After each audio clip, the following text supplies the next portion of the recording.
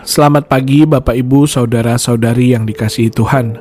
Puji syukur kepada Tuhan yang Maha Adil. Bapak Ibu, bagaimana sikap kita jika ada kejahatan terjadi namun tidak ada saksi mata? Apakah kita boleh berasumsi dan menuduh orang yang tidak kita sukai?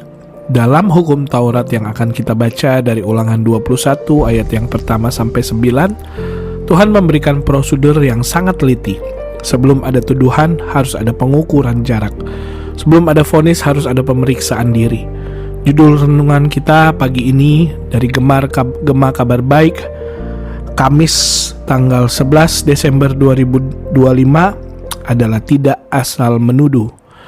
Mari kita belajar bagaimana menjaga hati dan lisan kita dari fitnah sesuai ketetapan Tuhan. Firman diambil dari Ulangan 21. Saya akan membacakan satu bagian dari firman Ulangan 21 ayatnya yang ke-8 saja. Beginilah firman Tuhan. Adakanlah pendamaian bagi umatmu Israel yang telah kau tebus itu Tuhan. Dan janganlah timpakan darah orang yang tidak bersalah ke tengah-tengah umatmu Israel. Maka karena darah itu telah ditiadakan pendamaian bagi mereka. Bapak Ibu berada di waktu dan tempat yang salah, itulah yang sering disebutkan tentang seseorang yang berada di atau di dekat dengan tempat kejadian perkara. Orang itu akan dimintai keterangan tentang hal yang terjadi, apa yang dia tahu, lihat, atau dengar, juga alibi yang dia punya.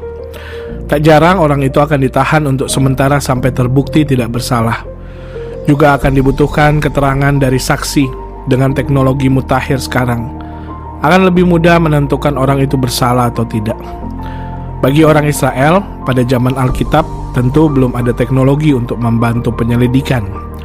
Pembunuhan adalah tindak kejahatan dengan hukuman paling berat, yaitu kematian. Ketika tidak diketahui pelakunya, sulit untuk menemukan pelaku tersebut. Orang tidak bisa asal tuduh, apalagi kalau tidak ada saksi atau bukti yang valid. Padahal, dalam aturan bangsa Israel saat itu, pembunuhan menajiskan tanah mereka dan perlu diadakan pendamaian untuk menggantinya dengan darah juga. Kalau tidak diketahui pelakunya, siapa yang harus mengganti darahnya? Maka pendamaian diatur dalam ayat 1-9. Orang-orang dari kota terdekat yang dianggap paling memiliki kemungkinan untuk melakukan pembunuhan itu harus melakukan upacara pendamaian. Darah seekor lembu muda menjadi ganti darah orang yang telah dibunuh. Tatanan upacara seperti ini menjamin bahwa tidak ada seorang pun yang diperlakukan secara tidak adil. Dengan upacara itu, tak seorang pun asal dituduh atau menerima hukuman yang tidak pada tempatnya.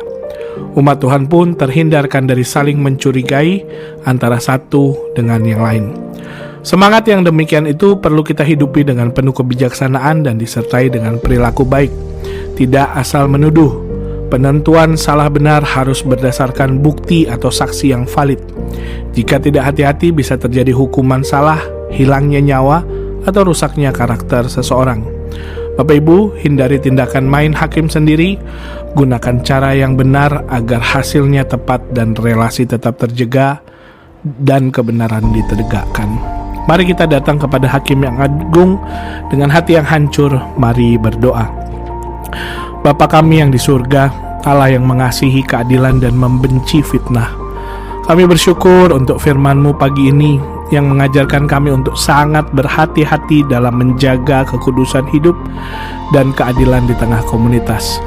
Tuhan, kami mengaku bahwa lidah dan hati kami seringkali terlalu cepat untuk menuduh, menghakimi dan menaruh curiga kepada sesama kami tanpa dasar yang jelas. Kami sering mencari kambing hitam hanya untuk membenarkan diri kami sendiri atau untuk melampiaskan amarah kami. Ampuni kami ya Tuhan, jika kami pernah menumpahkan darah orang yang tidak bersalah melalui kata-kata fitnah dan tuduhan kami yang sering gegabah. Mampukan kami ya Roh Kudus untuk menjadi pribadi yang bertanggung jawab. Ajar kami untuk lebih dulu memeriksa diri, membasuh hati kami, dan mencari kebenaran fakta sebelum kami berbicara.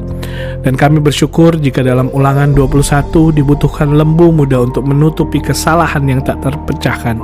Kami kini memiliki anak domba Allah yang sempurna. Tuhan Yesus Kristus, Dialah yang telah menanggung segala dosa kami, termasuk dosa-dosa tersembunyi kami, supaya kami dibenarkan di hadapan-Mu. Pimpinlah mulut dan hati kami sepanjang hari ini, agar berkenan di hadapan-Mu.